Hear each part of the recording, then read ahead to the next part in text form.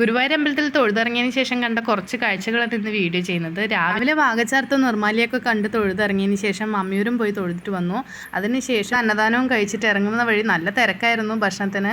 അപ്പോൾ നാരായണയാലത്തിൻ്റെ തൊട്ട് മുമ്പ് തന്നെ നിറയെ പ്രാവിനെ കണ്ടു. പ്രാവിനാണെങ്കിൽ ഒരാൾ കയ്യിൽ വെച്ചിട്ട് തീറ്റ കൊടുത്തുകൊണ്ടിരിക്കുകയായിരുന്നു. അവിടെ ഉണ്ടായ ഏകദേശം കുറച്ച് ആൾക്കാർ അതിന് തീറ്റ കൊടുത്തുകൊണ്ടിരിക്കുന്നത് കാണാൻ നല്ല കാഴ്ചയായിരുന്നു. അതിൻ്റെ ഇടയിൽ നമ്മുടെ ലച്ചുട്ടി അവിടെ പോയിട്ട് പ്രാവിനെ തൊടാനൊക്കെ ശ്രമിച്ചുകൊണ്ടിരിക്കുകയായിരുന്നു. അപ്പോൾ അതൊക്കെ നമുക്ക് നല്ല രസമുണ്ടായിരുന്നു അവിടുത്തെ കാഴ്ചകളൊക്കെ. അപ്പോൾ അതിനെ കുറച്ച് നേരം അതിൻ്റെ കൂടെ ലച്ചു ഓടി കളിക്കുന്നൊക്കെ ഉണ്ടായിരുന്നു. പ്രാവാണെങ്കിൽ പിടി കൊടുക്കില്ല പറഞ്ഞുകൊണ്ടിരുന്നു.